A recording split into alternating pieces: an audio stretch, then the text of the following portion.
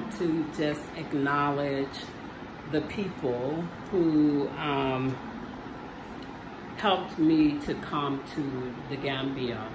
I just want to say a little bit about myself. I was raised in traditionally European education.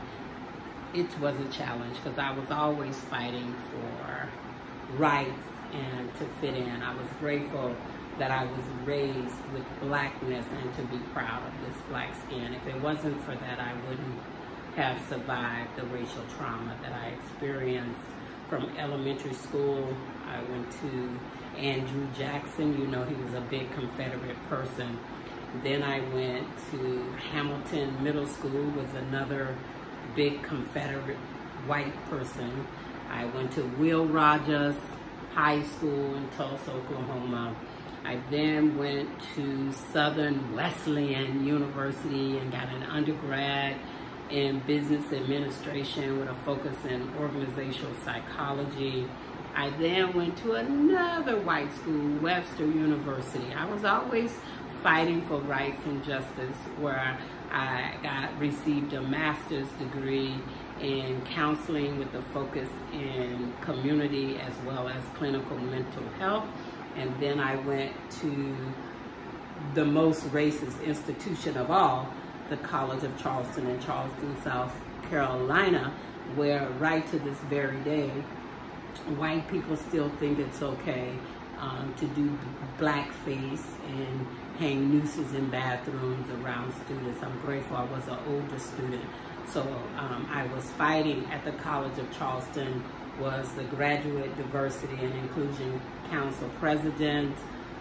Also had the opportunity to write the board to protest the way that the College of Charleston had no black and brown faculty members that were full-time professors who qualified and would be in environments where I had people who looked like me that was in charge. So I had to write the board of College of Charleston to complain about the lack of inclusion. Now, when the college, they talk about diversity and inclusion, that means white and gay to the College of Charleston. It doesn't necessarily mean including black and brown people. So I learned diversity and inclusion at this particular institution was a catchy phrase, and it didn't mean they wanted to have black people there to be smart, brilliant educators. It meant that they were getting federal dollars, and the only way to keep receiving federal dollars was to balance out the ratio. But there was still a huge problem with admission, and there was probably 1% or 2% African American out of the whole school, including academia. And so I had a major issue with the College of Charleston. And so out of all of these experiences, it's been a lifetime that has brought me to where I am today, Gambia. I wrote to the U.S. Ambassador for Gambia, Hedwada Fadada. We developed a relationship.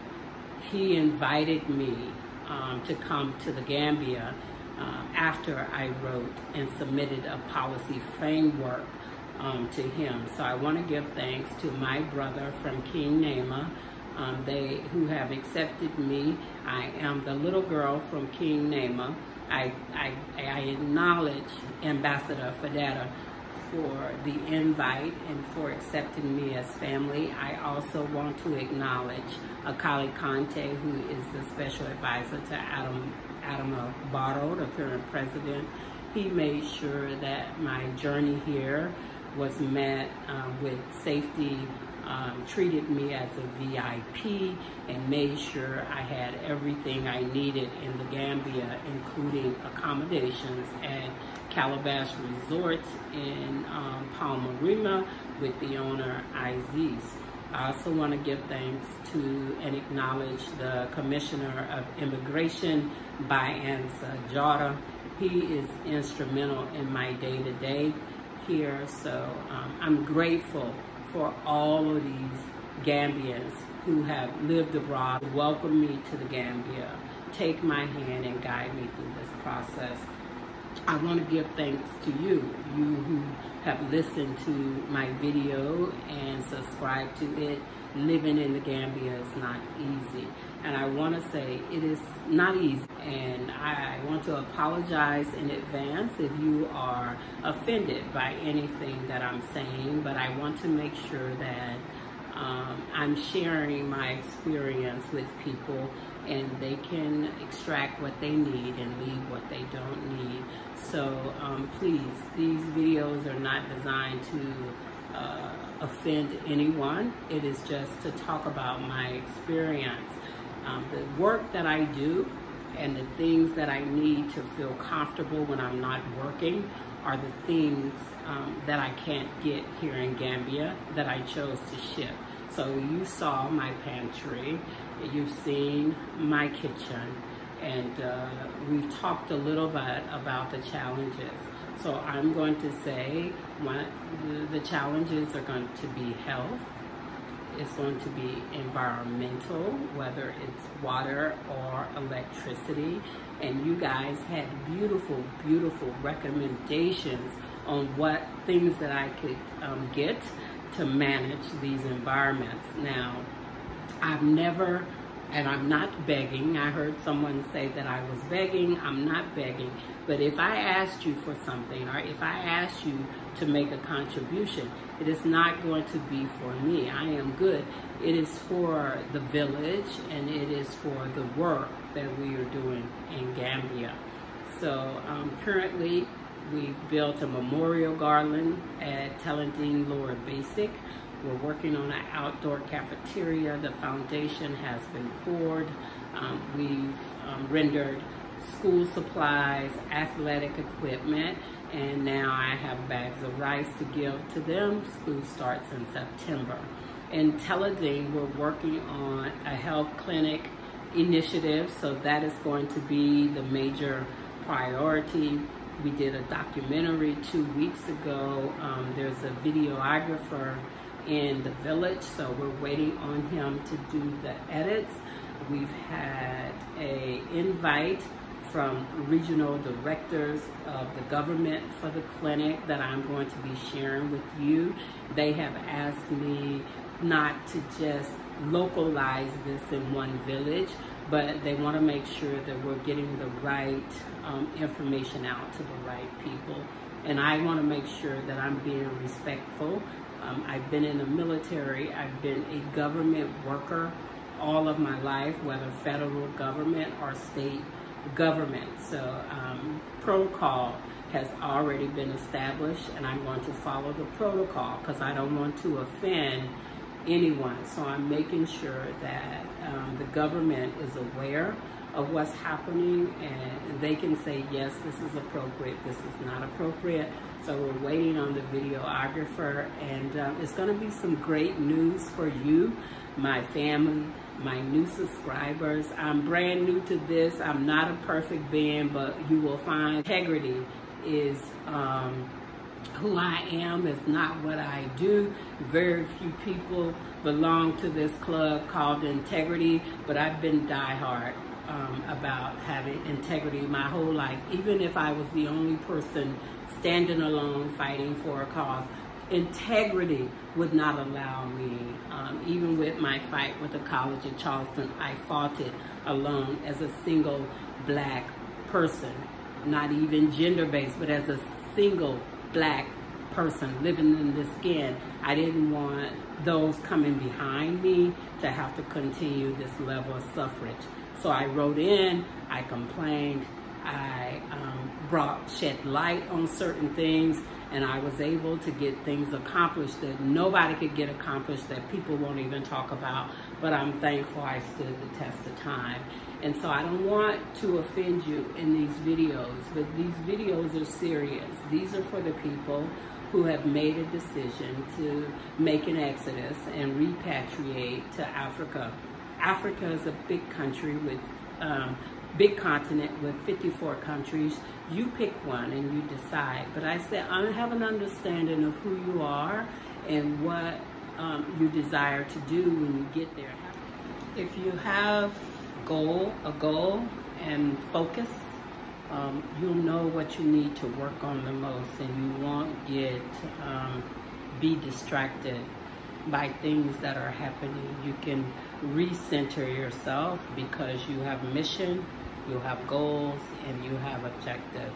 About the first month in to my second trip to the Gambia, I dealt with some depression for about a week, but I was able to redirect my attention and understand the reasons why I'm here. So those are the things I want you to focus on. I do have a correction. The health clinic is not in Teleding, it's in Tujuring Village. So I've worked with the council members of the village and the Akalo of Tujuring, and as well as the Commissioner of Immigration, who is now head of the Northern Region here in the Gambia. He has submitted to you and encouraged you to come, and what he has said is going to be epic. So we are working together to bring some partnerships to develop the village of Tujuring, and also to bring a spirit of philanthropy and volunteerism. So the commissioner has made a huge and beautiful you, and he has offered some things to you that I don't think no other government leader has offered, and will back it up. So I'm grateful that my brothers and my sisters invited me here. And as I said, there may be some things that you agree with or disagree on these videos, but I'm not the type of person who's going to go tit for tat. I know who I am. You can't offend me. You can't demean me.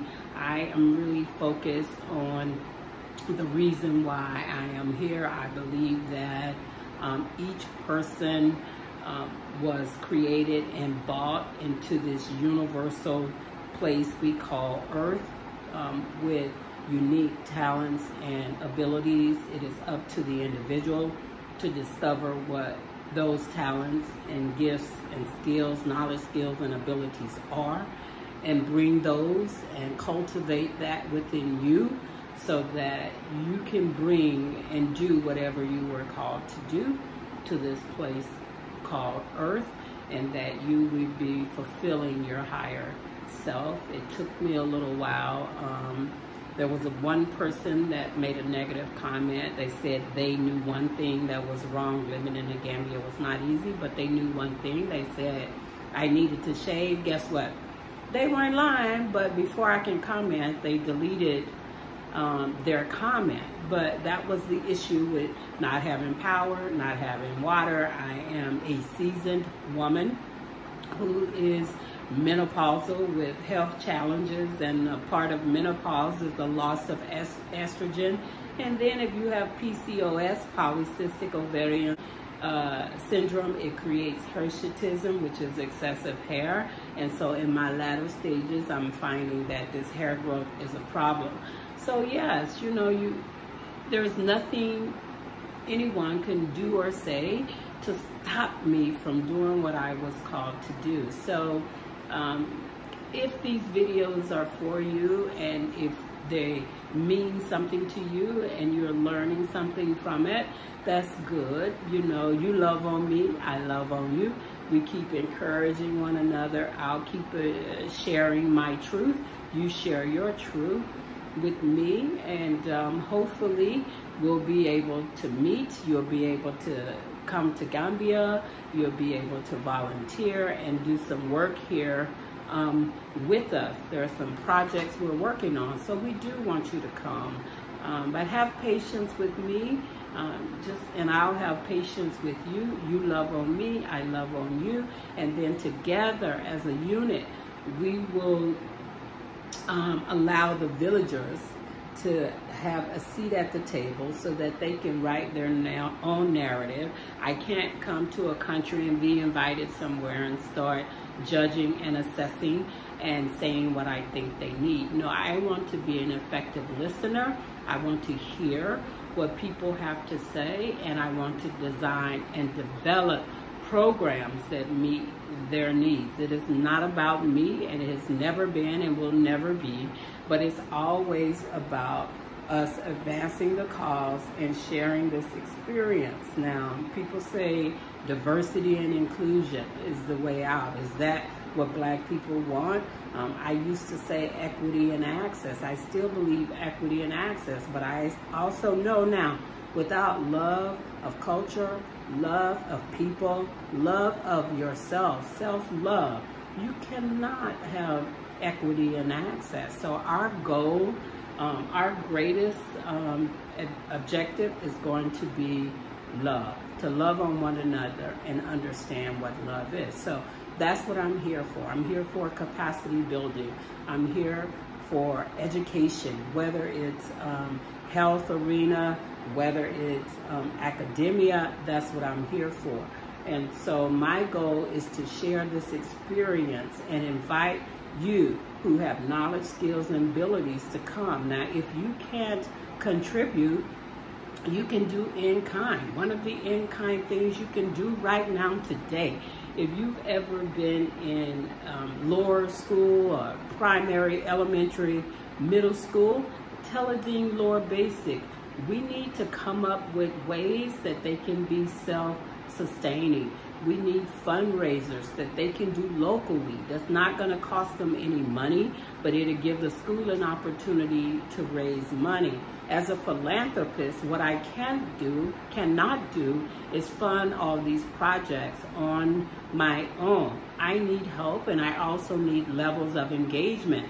I need the school to participate in this process. We're not asking the Gambian government to do this because they can't afford to do it. So we're asking the parents and the communities to get involved. So if you're coming to the Gambia, you need to understand the environmental conditions that you're coming into. And the other thing outside of health is going to be security. I'm going to talk to you about the security goals. When I made a decision to go to Africa, to share my experiences based on my last experience in fight with the College of Charleston, my first choice was Tanzania, and then it was Rwanda. It was between the two. Then I started looking at feasibility, easy to locate, easy to be acclimated and make these adjustments. Gambia came on my radar. They had visa-free, visa on arrival. You didn't have to be married to own land. It was easeability in starting a business. So I said, let me go to Gambia. It's the smallest country.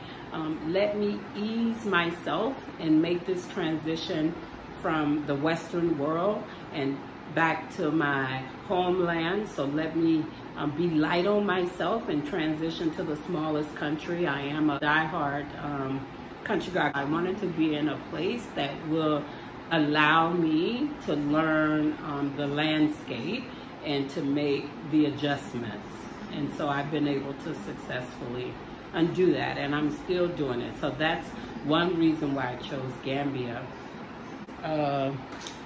I did my DNA test, and I learned that my maternal side of my family was Mandinka and Fula. I learned this on Christmas Eve, that I was in a place where genetically, DNA, the women of my family came from. So I alerted my daughter, and she said, how wonderful and strange is that you end up in a place exactly where your ancestors are from. So I am in the Gambia, learning, living, being, and doing. Security is a high concern here. I've been fortunate. I have two bull boxers, which is a pit bull boxer mix. I have had, I do have a boys' quarters. I have had Gambians who were security and supposed to be house help and taking care of a compound, but I found that to be problematic. So I'm on high alert security all the time. You have to be aware of your surroundings and you have to take care of yourself. So I've gotten rid of this idea of needing house help and needing boys, a security guard or somebody around the house to watch the house, because the reality of it is they're watching you just like they're supposed to be watching their houses. And a lot of times people who are repatriating get in trouble because they've opened the doors to strangers. So it would be like you're in the U.S. You wouldn't let somebody come in your house and be your security without checking them out. You have to check these things out, number one. And number two, I don't need that kind of energy. I found them to be insecure and disruptive, and also unsure about what my goals and objectives were. So a lot of times there's a duality here. There's a level of support, and then there's a level of disrespect and distrust because you went somewhere and you've made it, and so they see Americans as having a lot of money, which is something you and I both know it's not true. I am the last one out of 11 children. One died at birth, so I am the chap. I am number 10. And we grew up poor, and I didn't even know we were poor. We were farmers and fishermen, and we canned food and processed food and stored it for ourselves and shared it for years to come. So when the winter came, we would have quality food. And so those are some of the things. So I got rid of the security guy, because a lot of times you invite people into your life, whether they're security, house cleaners, or a driver. You know, they could be casing you out and watching you. It's not an unknown fact. This happens. Security is a high risk. So my biggest protection is gonna be myself, my intuition, and my dogs. So for right now, I am good, and I'm feeding those things to my dogs, just like I'm feeding myself. So security is an issue. I've had several conversations with local. There's a level of transparency. This level of transparency allows me to be seen as a human, allows me to be seen as caring and compassionate. Now, Gambians here have called me two things. I've never been called a Tubob or Westerner. I have been called a Rasta because I have sister locks. And the other thing I've been called is a Black Indian because my eyes are brown, green. They change different colors. They do their own thing. So they're more of a light greenish kind of color. So I've been called that. But I've never been called a Westerner or a Tubob. It's because of the level of love and respect I have for the African. And that includes global Africans.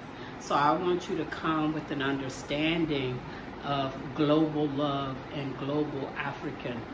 I'm not fighting for anything, but I am bringing what I have. The things that I have learned that make me who I am today is what I'm bringing to the table. And my hope is that if you're repatriating, or when you repatriate or go home, is that you're going with the mindset of becoming one with your indigenous self and your original self.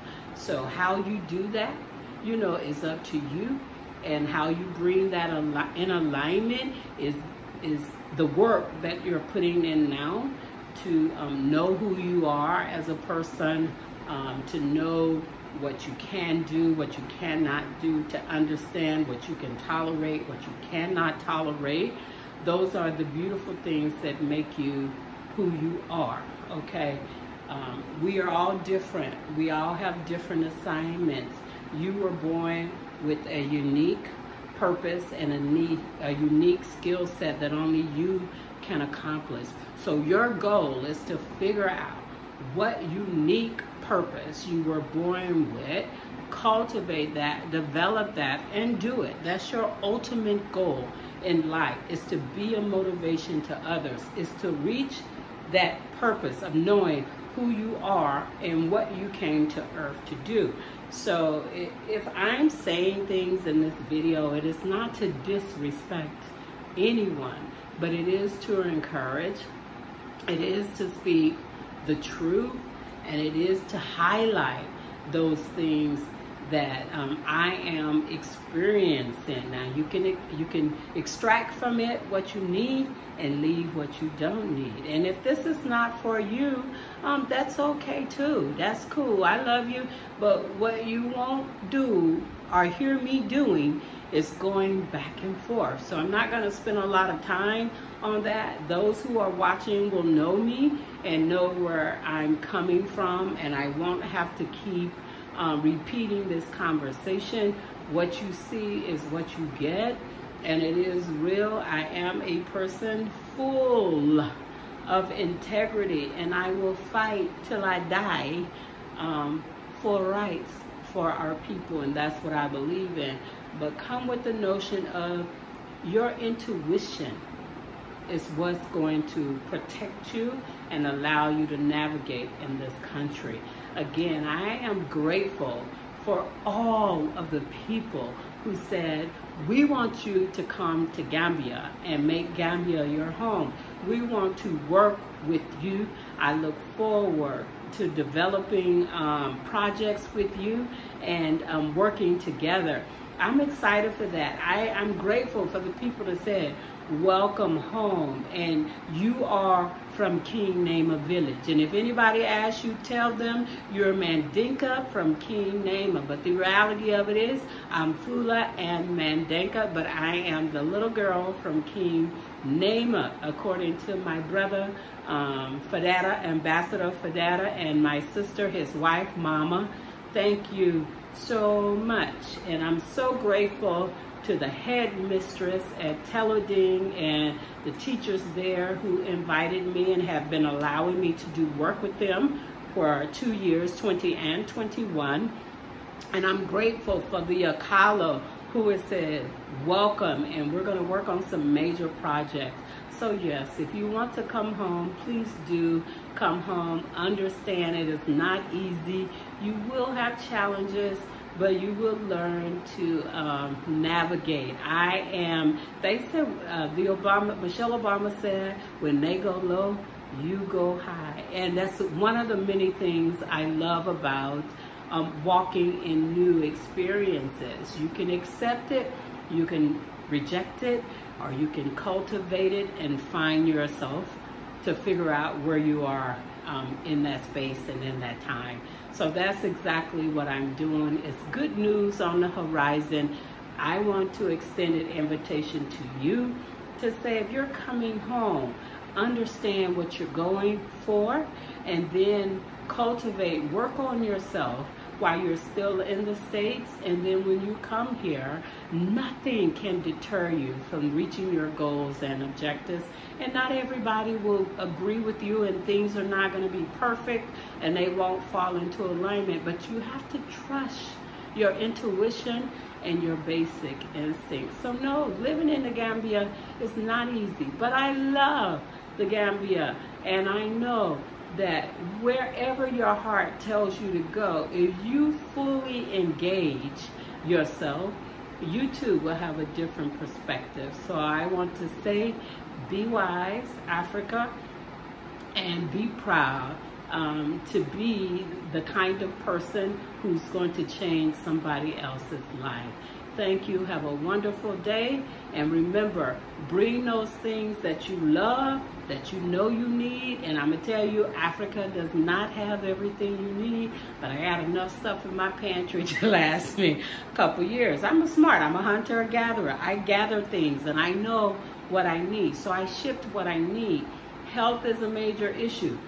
If you can't do Western medicine, I've been doing this naturopath thing for 30 years or more, almost 40 years. I was taught by one of the best when I was a little girl, because my mom died in high school. So an herbalist took the time to teach me to care for myself, You know, I worked for years and didn't have health insurance, but I was fit as a fiddle. I would go to the doctor and they couldn't understand how 30, 40-year-old woman had organs like a baby. That's because I take care of myself, okay? And so I want you to understand that there are things you can do to love yourself. So self-care is the best care.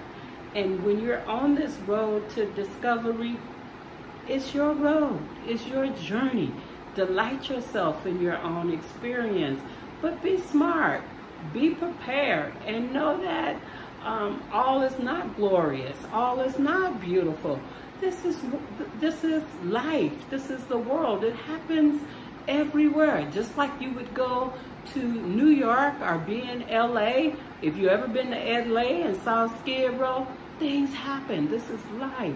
So thank you so much. Thank you for subscribing to me. I appreciate you. Thank you for commenting on my videos. I am learning. I am growing. I am open. If you have suggestions to help me further this cause, I appreciate it.